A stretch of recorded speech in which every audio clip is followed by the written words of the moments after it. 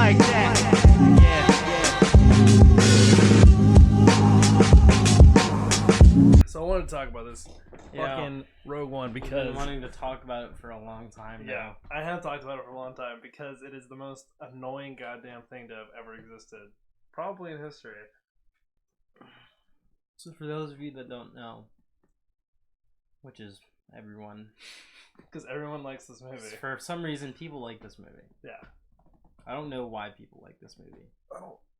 It's not a very good movie. It's like, to describe this movie would say episode 7, but only Cantabite stretched into an entire movie. That's episode 8. Close enough. No, actually episode 7 was decent. It was just episode 4 all over again. Yeah. If it ain't broke, don't fix it. Anyway, we're here to talk about Rogue One. Not about maybe another day, but we're here to talk about Rogue One. It was, in my opinion, before episode 8. Well, actually, No, it we're was. not gonna. Let's forget episode 8 exists. I'm not gonna touch on episode 8. I'm just saying it wasn't before episode 8 came out. It was, in my opinion, the second worst Star Wars movie behind episode 1. That has now been pushed to position 3. So listen, okay. So Rogue One had a very troubled development process. Yeah, I mean, They rewrote the scripts, they reshot, they fired and rehired directors. 3 different directors. Right? Three different, for the movie, like 3 different they, directors. 5 total, but only 3 actually did anything. Right. Something like that. Something like that. Like literally 2 of them were fired before they could even do anything because they told Disney to stop massacring whatever shamble of a story that they had put in front of the fucking director. It was also I don't know what I was gonna say. Sorry. You know what'd be really interesting? What's that? What if we made like a Star Wars story kind of thing, but it was directed by Quentin Tarantino? Okay, so that was kind of the point of the movie. Not necessarily Quentin Tarantino, Well, they wanted it was supposed to be Saving Private Ryan in space. Yes, that's what it was supposed to be. And some parts of the movie reflect this. You can see that there was originally, that was the case. Yeah, like when they do the actual fighting on the ground in Scarif, you can see elements of that. But you can tell, especially the way it's edited together, you can tell they reshot a lot of that. So much stuff. Because like when there's like some really intense like close-up moments, like when the rebel fighters, this is the first time chronologically, okay, not the first time in movies, this is the first chronological time you actually see the rebels fighting someone. If you exclude the animated series, you see rebels in a movie going to fight someone. Yes. And they're actual soldiers on the ground fighting the stormtroopers. Like the Battle of Hoth, but it doesn't cut to everyone trying to leave the planet. It's just the people in the trenches. Yeah, and like that was supposed to be the concept of that. Was that you would have main characters, and they would drive a story. However, it was meant that the actual battle was supposed to be like the opening part of Saving Private Ryan. You don't really have main characters. It's just everyone's fucking dying. Which, honestly, like, okay, and I get the point of that. The problem is the way they set everybody up. So you start off the movie with Jyn Erso, who is basically Felicity Jones, which I actually like her as an actress in general, but her performance was just so underwhelming. I mean, if you would put Kristen Stewart up in her place, and that's what I call her Space Kristen Stewart in this, Kristen Stewart would have had a much wider range of emotion than Felicity Jones in this entire movie. I mean, just so dull, flat, monotone, and that's just her. Then we can cut off to K2SO, Alan Tudyk. You know, for all you Firefly fans out there, yeah, sure, he's got his pedigree there. He's often, or the character is often praised as like one of the best parts of the movie. I hated K2SO. I thought it was very stupid. The problem is, I didn't hate it for the element of what it was. I saw it as trying to copy a Marvel movie format, yes, and throw it into Star Wars, because that's literally what they were I trying think to that's do. Like, that's what they were trying to do. Is they were trying to take the Marvel formula and make it Star Wars. But the thing is that Star Wars doesn't follow any kind of formula like that. Oh, and then let's talk about the Spanish conquistador that wound up in the middle of all of this. Who actually gave the only, like, in my opinion, gave the best performance of the entire movie. Even though it wasn't that great, it was still, like, I think he was the one that tried the hardest to do with what he was given. He actually seemed okay. And then the Bodhi character, whoever played that guy, what was his name again? Let's just talk the pilot. Yeah, the transport pilot. Remember? Oh my god, that guy. Because there's other problems with this character we'll get to later, but just as a character, I mean, I hated that guy. I hated his character. It was just he was so annoying. Like, useless and useless. Also completely useless, except for that one moment where he kind of stepped up and was able to broadcast the transmission at the very end. But a big this is literally a plot hole in the movie, and it's gaping wide. Right? He got the information that he had, and he brought it to Saul Guerrera. Saw Gerrera, yeah, or Saul Guerrera, whatever. That's that. Yeah, Forrest Whitaker, who goes, "My child," the entire movie, like, "My child, I need you to bring my child." Just a weird, my child. Just a weird acting performance. Come, my child. I mean, Forrest Whitaker. Honestly, I guess you could say. I mean, I guess he acted well. His character was just kind of strange, especially when he wasn't like that in the Clone Wars. No, in fact, which was really good. What they did is, I like that they made an attempt to take a character that was from the Clone Wars series, literally had no other connection, was someone that was made of legends essentially, and was brought into the light.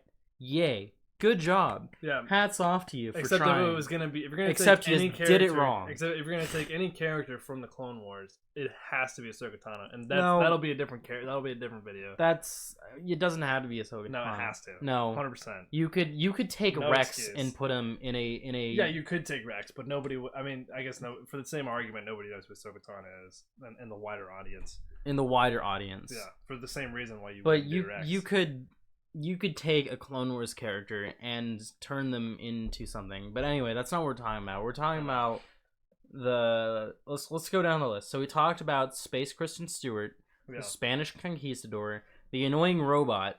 Yeah. Really, congratulations, you were being rescued. Yeah. I was paid a lot of money to say this line, and I don't want to be here.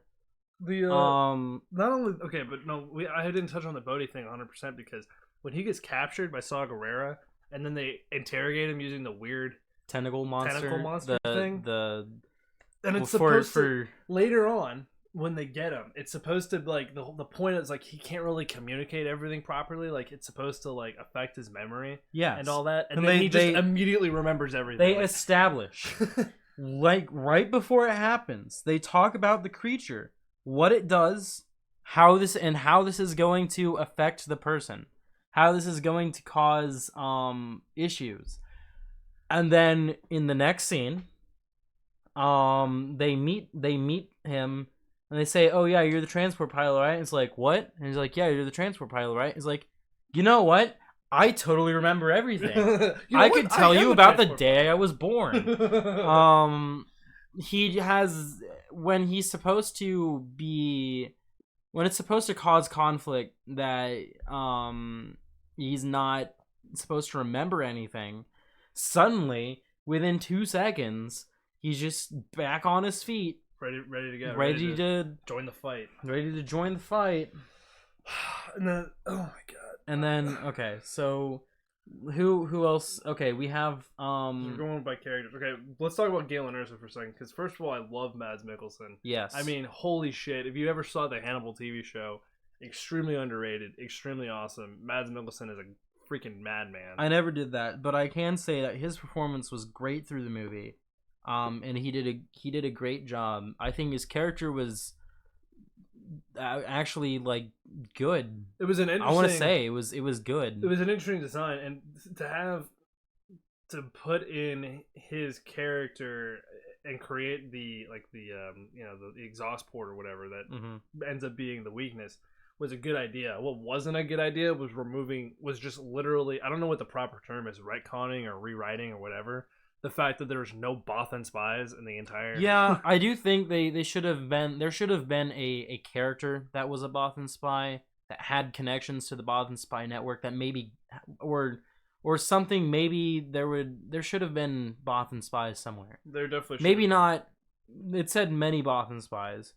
But there could have been at least 2 that we saw die on screen. We can infer that there were more. Yeah, exactly. And then they should have had at least some key role. Like maybe they handed off the information to Bodhi, which is also never show how he actually gets the information in the first place. But I mean that could have been it. Like some of the they never showed any screen. interaction. Just maybe a bunch of Bothan spies get cut down by Darth Vader at the beginning of the movie, and that way they actually draw you in rather than talking about and rather than making a meme out of Director Krennic going a man of your talents, you know. Yeah. Instead of like, and the problem is, okay, and this is the thing too.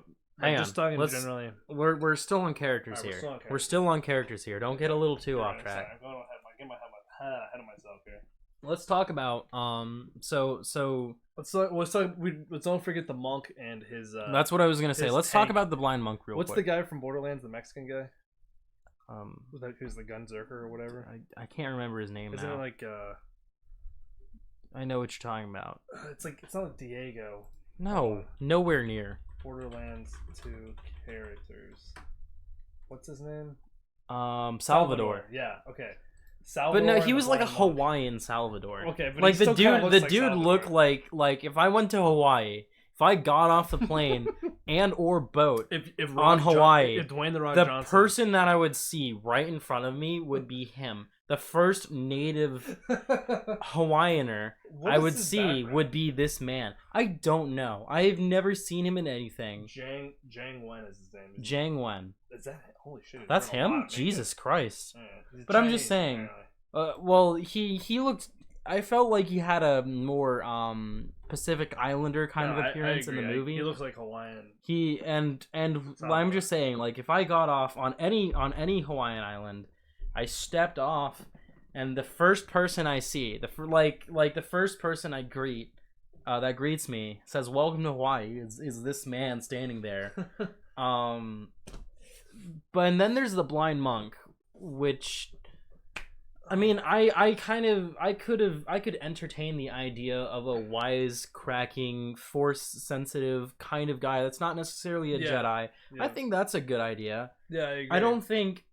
I think it was the way it was really executed. I'm really 50-50 with his character, like, and it's not like 50-50 like down the middle. It's like I love some of the stuff about him, and I absolutely hate some other things about him. Like he's just like he's a little too over the top. He is one with the Force, and the Force is one with him. Yeah, and I just don't know which one. And I don't know how many times he has to deliver that line. Yeah, and I this is also the other thing. I don't understand people praying to the Force. Like the Force is not really a religion. It's not.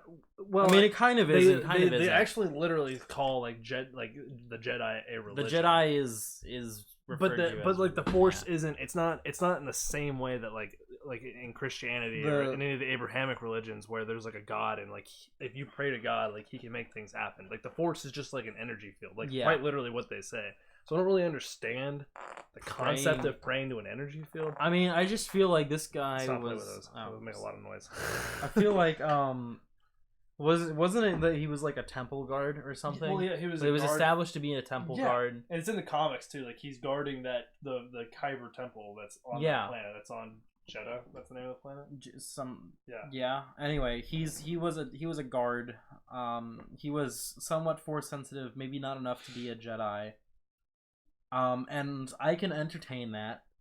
I feel like there's a high possibility that there are more people like him in the Star Wars universe that aren't Jedi. They're just force sensitive people that aren't nearly as powerful as Jedi or Sith that just exist. Right. But I mean, it was just like you had Toph and took out all the redeeming qualities of Toph. And then you have this guy, and he just was there. Yeah, again really hit and miss with his character, especially scene by scene, very hit and miss with his character. Yeah. But also just real quick, as long as we're talking about characters, I think it was some people criticized the Tarkin CGI thing. I think for what they had, I think it was actually really good. Yeah. I think, and the voice was, I thought the voice was really good too. I mean, very good Peter Mayhew impersonation, to say the least. Yeah. Or not Peter Mayhew. What's his name again? Peter Mayhew's the guy that plays Chewbacca. Anyway, I forget his name. Really good impersonation for Tarkin there for sure. So we've gone through most of the characters, the important ones. Now let's talk about the execution plot. So in the first what 15 minutes of the movie, like It was the first it's like the first 12 minutes. The first no, 12. it's a little bit longer. I think it's in the double digits. They go to like 6 or 10, 7 different something planets. like that. They go to a large number. They jump back and forth. They go all over the place. They hastily establish any characters, any sense of a base plot. Yeah, it's literally just thrown together. They're like, it's whoop. just thrown together. It's like, there it is. I get it. Okay, so this is an anthology movie. It's a supplementary material. It's not part of any trilogy. No. You're supposed to have a knowledge of what's going on. I totally get that. I get that. But any good movie has to not be independent. That. Like every movie, you should be able to pick any movie out of a trilogy. Just be able to watch it and go, wow, that was a good movie for what it was. I didn't even have to see, like, the Lord of the Rings trilogy. I'm probably gonna make a lot of examples. It's actually a really good example of this. You can probably turn on any one of those 3 movies and have knowing nothing. Granted, let's throw out the fact. No, you really don't have to know anything about the Tolkien universe, I think, to enjoy those movies. As long as you're like, some people have a problem with that because they sit down and like, what is going on? What is the ring? What is all this stuff? If you just get that out of your head, just watch it for a movie for what it is. Some of the most masterful pieces of cinema, I think, ever laid out. Mm-hmm. The Hobbit is one of the worst pieces of cinema ever laid out. I thought we were talking about Rogue One here, not The Hobbit. I know, but we're getting. I'm just making. I had to say get that it about out. The Hobbit. I had to say we'll that make about sure The to Hobbit. cut it out. It's Anyway, okay. but you can take any one of those movies, watch them, go, wow, that was a great movie, independent of the other ones. With Rogue One, if you step in there, you're like, you really don't understand what's going on. It sets it up in a really strange way. Watching, like, if I were to put on the movie right now, I would still not quite understand what really. I mean, I know Star Wars. I know the general plot and what happens. I just watch this movie and I'm like, so wait, what happened? It really does leave you okay. And maybe it doesn't leave you that way because at the end of the movie, the last 3 minutes of the movie really wrap it up. But to be honest, if you could have made a short film with it just being the last 3 minutes of the movie, and you would have basically gotten the same amount of information that if you had sat through the entire movie. Yeah. We'll say the last 10 minutes just for reference, so that you know they're uploading the plans from a planet. I just feel like they could have even maybe not had such focus on main characters, and still could have pulled off a better plot than that. This is Darth Vader, before the very end of the movie, when Darth Vader comes in, Darth Vader is not central to the plot. However, the one time he does come in, it provides a good scene, a good part of the movie. That's true. When Darth Vader, any scene with Darth Vader is actually good, and not just for the fact that it's just, oh, Darth Vader's on the move. Oh my God, I'm such a big fanboy. No. Any scene with Darth Vader, it's very clearly showing his dominance, his ability, his character. There's a lot of weight every time he's on the screen, with everything that's going on in the movie, and it's very compelling. And he's only on in the scene before the end. It's only like 3 minutes. Not even. I think it's less than 3 minutes, like 2 minutes and 18 seconds. Like two minutes ish, and within those 2 minutes, I think was better than his most character. Yeah, in those 2 minutes than I do the entire movie. Than out of most of the other characters, with Jyn Erso and K2SO and then Cassian again, Andor. To give, I don't know if this is the right saying to say the benefit of the doubt. Darth Vader is a well-established character, of course. But if you had never seen Star Wars and you just put on Rogue One, and this guy in you go, Total Black this guy came is up, so interesting. Yeah. Who is this guy? And then you're watching Space Kristen Stewart, like, very like monotone deliver her lines the entire movie, and I don't care about her. I just don't give a fuck No, I about her don't. character. I don't really. I will say, even as much Actually, as I feel like they could have removed Space Kristen Stewart. They could have maybe kept the droid and maybe rewritten them a little bit better. Yeah, if you Kept the blind monk, 100%. removed his friend, and the transport pilot was replaced with other minor characters. Because I feel like the transport pilot is just so pointless to me. is so pointless of a character. That's the thing. When you have a character that you feel is almost completely pointless, that means you don't need that character, and it can be replaced with less significant minor characters to do the same job as one central character. Well, okay, so the other argument to that is if you want to, well, it's not necessarily true because sometimes you want to have a strong character. The problem is we're dealing with like how many supporting characters? Not even that. No, just a supporting character. But how many supporting characters are there? There's the monk, his friend, the transport pilot. Saw Gerrera, Darth Vader. Let's say the main character. I think without a doubt, you have to say the one main character. If you had to pick between Cassian Andor and Jyn Erso, it's easily Jyn Erso. Like that's who they build. Like there was all the commercials showed Felicity Jones. I mean. The story does central around Jyn, right? For better or for worse. However, I think that they could have centered around. So we can count them. There's other 1, character. 2, 3, 4, 5, 6, 7. At least 7 supporting characters. How many? When you think of the original trilogy, what are the 4 characters that pop in your head? The original trilogy. Yeah.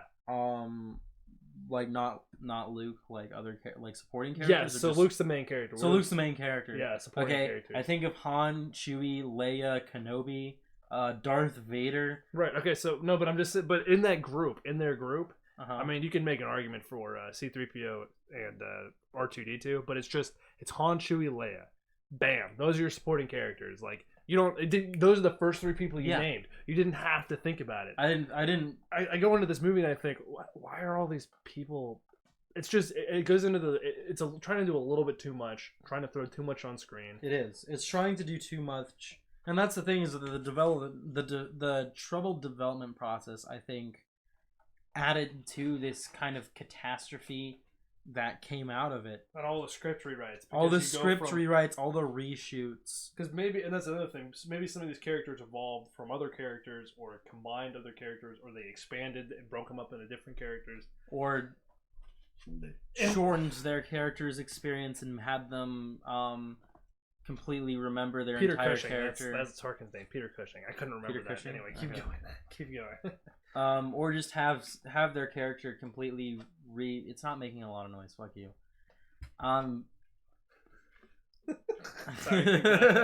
Sorry, keep going. For those that don't know, I'm playing with a piece of foam that our microphone came in.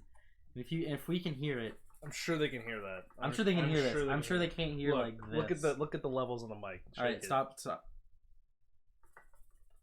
Barely. Okay. Barely. All right, I'll give you that. It's barely in there. There, that's something they heard. Anyway, it's just that I feel like the maybe even with the troubled development process, we still would have had not so great of a movie. I feel like we would have had a better movie. For sure. I feel like because this it just killed itself. It really did. And it's just sad to see that happen because this was a very much wanted movie. It was a lot of hype was behind it because we were being told, what sets up one of the biggest movie trilogies of all time. And you also this is like the actual Star Wars prequel that people wanted to see. And it's also the first of the anthology movies, and now they're not making any more anthology movies. A lot of people blame that on The Last Jedi, but I think it starts here. I think at the core of it, they stumbled out of the door. And fell on their face. And a lot of people look. We're on the fringe here. A lot of people really like this movie. Like there are good parts to it, but I think just the failure to create a story where people went, wow, that was a really that was a good movie. When the movie first came out, I never heard anybody say it was a good movie. I hear it now, but back then, and now it's probably because the competition is so piss poor. Yeah, like honestly. there's just, oh my god, there's a lot of bad movies. There's a Star Wars. There's a lot of bad Star Wars. It's. I mean, just movies in general. There's a lot. Well, I'm talking about within the Star Wars universe. Careful not to hit. I know you had Episode 7 was all right. Episode 8 fucking awful. I mean, so many people didn't like it, and there's for a good reason. For for multiple reasons. And you come into you bring out this movie. It really, in my opinion, it's the first miss. They made $1 billion. Is it really just my feeling about it? That's probably not in tune with everybody else. That's the thing, is that they do what most companies do, and that makes them fall into this pit of failure. Is that they don't listen to the reviews; they listen to the money. Which is understanding. But the thing is, the reason it made a lot of money is because people were promised something better. People came out of the movie not liking it. Well, they didn't dislike it. So someone should have said, but I think they were too afraid to, because they would have been called a bigoted sexist and kicked out of the room for speaking up against it and saying, listen, a lot of our people, a lot of our viewers, sure, the numbers are really big, but a lot of people didn't like the movie. A lot of people went to see the movie, but I think in the future we should just be a little more careful, right, guys? I don't think anyone said that. The next anthology movie they made bombed. Like Solo, I think it technically made a profit. I think it, but it failed. And Solo was better than Rogue One. Solo, what? No, you're not wrong. Solo was better than Rogue One. I like Solo. I know you have some issues. A lot of people have issues with Solo. If I watch Solo as a movie, I like it. Well, that'll be another video. However, is talking about Solo.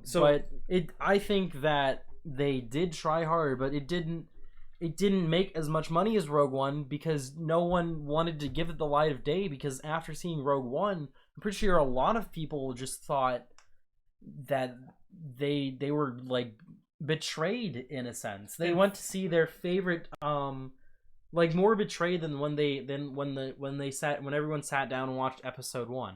I mean, like people went there, and I feel people are like, I don't think that in the future we're going to have good Star Wars movies.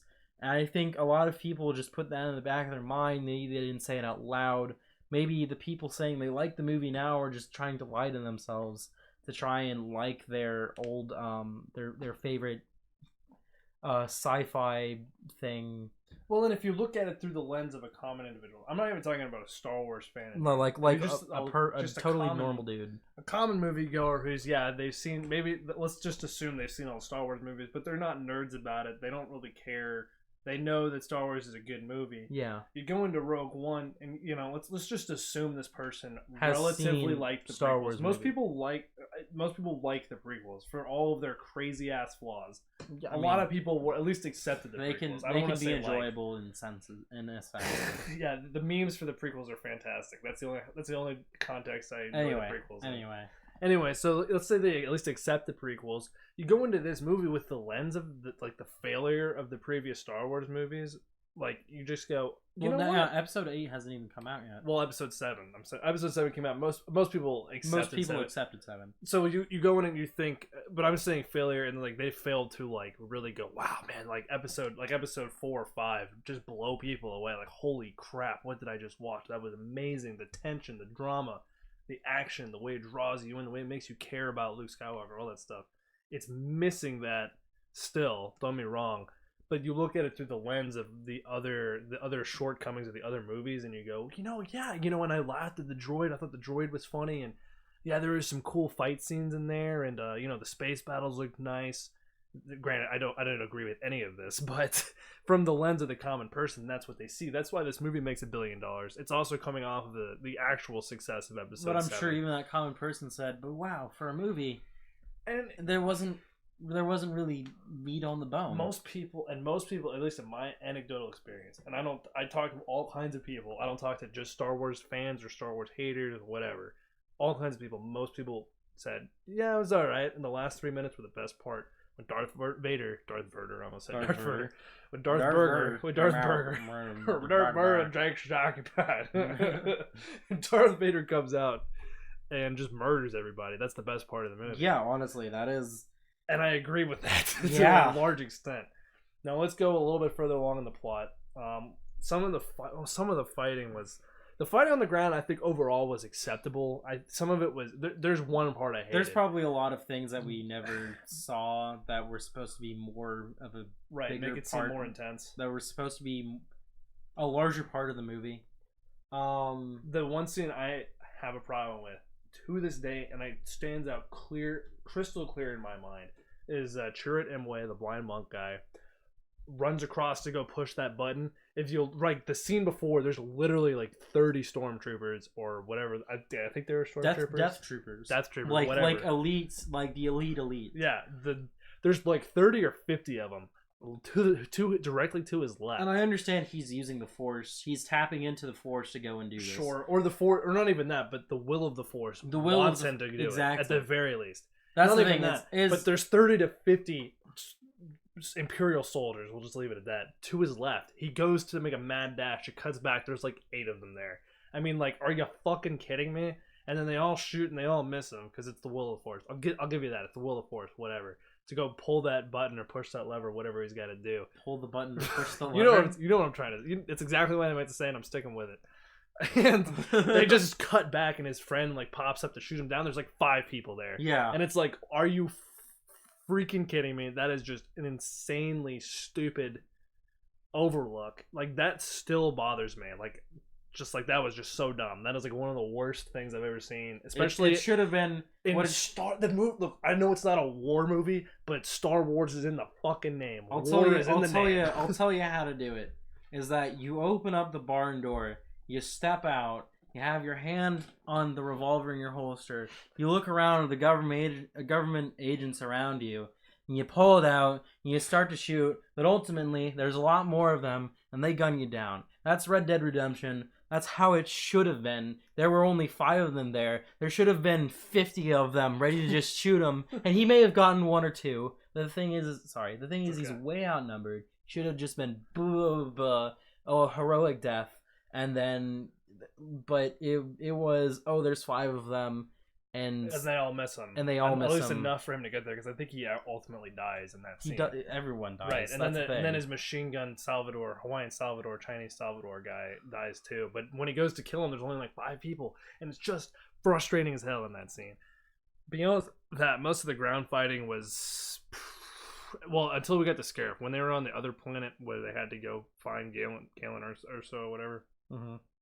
There wasn't like the ground fighting really wasn't. There wasn't a lot of it, and I think that's also kind of a missed opportunity there as well. Like, you could have had a little bit more of it, but that also goes to the air fighting in space, the ship to ship combat over Scarif.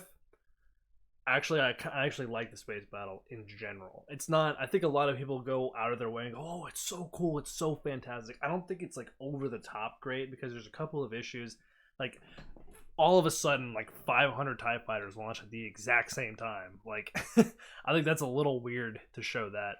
Also, when they go to bomb the installation on the planet where they got Galen Erso from, they first of all, they just like attack the main gate, and they don't take out the AA emplacements, which is just like, again, I get it, like there's some stupid, like, you do things for the movie, but like, holy shit, that's just like tactics 101. Let's take out the things that could probably kill us first, especially when we have surprise. Well, wasn't it supposed to be just like a hit and run assassination? So shouldn't I mean, I understand, yeah. Actually, no. I think they were attacking the facility. I don't even think they were attacking. No, because they if they attacked the facility, then we would have seen rebels land and try to go into the facility. Well, if you blow up the facility, I'm pretty sure the scene was that they were trying to kill the lead engineer of the Death Star, not knowing that he was the one that gave off the plane, because they didn't have that. Edo, whatever. They were trying. I think it was an assassin. It was. Doesn't it say? We're looking at the Wikipedia. Doesn't it say that? Yeah, where Cassian chooses not to kill Galen. So yeah, because he was sent there to kill him, and he called in they called in the airstrike because they don't take out the AA emplacements because they're just there to fly in, drop a bomb, and fly out. Okay, but the other argument for that is, okay, if they're just in there to do that one like surprise bombing and then leave, why don't they just leave? Because they don't. They keep fighting. They keep trying to keep bombing the place, and I think that's also yes, they do. I don't because then they start getting shot down by the AA guns, and then they keep fighting and keep dropping bombs and throwing the torpedoes. So you can't have it both ways. Like, and maybe the other way was maybe they should have just dropped their bombs and left. I don't know what the hell they were still doing hanging around. He had a guy on the ground to make sure he was killed anyway. Yeah, honestly. So it's just like. You had the element of surprise. I get that, but and it's not even like it doesn't take. You don't need a military advisor in there to advise you on how to write things. I mean, it's just common sense. Like I don't understand. You don't put your catapults in the front. You don't put your catapults in the front. If you're playing Total War, you put your cavalry on the flanks, and then you just go for it. Like I don't. You don't understand. charge them all out to get slaughtered. These are Game of Thrones season 8 references. Yeah, let's charge our light cavalry. This will be another video. This will be another video. All right. We're getting there. Anyway, so moving on. The combat overall, I think if I had to give the combat a grade, I would probably say C+, like 78, 79. Maybe if you catch me in a good mood, maybe I give it an 80. But overall, acceptable, but could have been better. Going from there, getting through the plot. I mean, at the end of the movie is kind of stupid. Like they not like I don't even know if that's the right way to put it, but they make the droids self-sacrifice. They try to make it seem like a really big deal, and the whole time I'm watching that's just a computer. Like he's not even a sentient being. Mm-hmm. It's a droid. He's got a personality chip or whatever. It's not like watching Commander Data, who is legally ruled to actually have a soul, or at least be treated as if he had one. Yes. That's a different story. Anyway, it's just a droid. Like, and then like there's all this sad music, and he's giving up like his life at the end, and I'm like, what? Like it doesn't make. I any get sense it. He's to me. Dying, but I didn't. Maybe it was because I didn't care about him. A lot of people like his character, so maybe that was sad for them. I don't know. I to me, it really missed with me. I was just like, okay, cool. The droid died, whatever. And then the end of the movie happens, and it's just like, honestly, I don't even know how to talk about it, because it kind of all just like happens, and it happens for plot convenience because we have to get the plans up there somehow, and then they shoot it with the Death Star, and then everybody dies. It's like, okay, cool. Like that's how the movie ends. Yeah. And then Darth Vader goes ham, which is the best part of the movie. Yeah. Everybody dies, so Space Kristen Stewart can't wreak her stupidity all over yeah. The rest of the galaxy. Thank God. I think that's it, honestly. I don't really have much else I want to talk about. I don't want much else. I feel like we've let our hearts out. I just want to say that a lot of people think that, I mean, they're not making any more anthology movies. Like, and this is also more to the Solo. Maybe this is more for the Solo thing, but we didn't really need to see Han Solo's background story. We saw his story on screen for 4 movies now. Mm-hmm. 4 movies, and you know whose story we haven't seen on screen for more than 1 movie? Darth Maul. Who they tried to bring back in Solo Star Wars. They actually re-canonized, or well, I guess he was already canon because Clone Wars is canon. But they brought Darth Maul back into a movie at the end of Solo. Why don't we just make a and that's the other problem, is like the subject matter also misses a lot when you come off of The Last Jedi, and they didn't expect Last Jedi to be an absolute failure as far as the fan base goes. It still made money, but that's because people didn't know it was going to suck. Yeah, which is kind of going back on Rogue One. Made money. That's because people didn't know it was going to be, and I think by most people's standards, Rogue One is insanely average. An average movie. Yeah, and I guess it can be considered a painfully average movie by my standards. And again, I think, going back to what we said in the beginning, great idea, not so great execution. Poor execution. Just falls flat. Like they should have just stuck with. But I feel Space Saving Private Ryan. We could have more anthology movies. You just gotta be careful. Just be careful. Take time. Write things out. Think about. A lot of the criticism is like, especially with Rian Johnson, and he gave a lot of interviews saying like he didn't even really care about Star Wars. Why are you bringing in? Yeah, bring in directors that care. Bring in not just care, but care about Star Wars. Yeah, like and they're doing that with the Mandalorian. They have Dave Filoni and Kevin Feige, or however you pronounce his name. Yeah, they're doing their work on the Mandalorian. They did their work with the Clone Wars, so there's a lot of hope for that series. But it's like you need people like that on your big box office. Yeah, you need people with vision and passion on your big things. On your small things, put someone like Rian Johnson who doesn't give a fuck.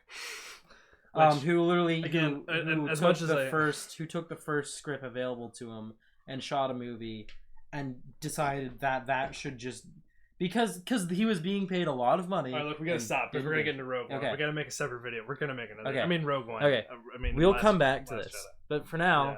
so thank you for watching, rambling about Star Wars Rogue One, a Star Wars story. Star Wars story? Question mark. Anyway, thank you for watching. Check us out on Twitch. Check us out on the YT. Check us out. Whatever. Don't check us out. I don't really care. Nobody I watches kinda these care. videos anyway. It would hurt my feelings if you don't at least, Like, don't hurt his feelings. Don't hurt my He's feelings. a very sensitive Listen. young male. Oh my god, you gotta subscribe and follow us on Twitch. No, God, Jesus. Oh my god, I'm crying. Alright, Connor, Look what you did. Look what you did to the poor bastard. Alright, it's All right, we love you. we're gonna cut out like a lot of this last part. We love you.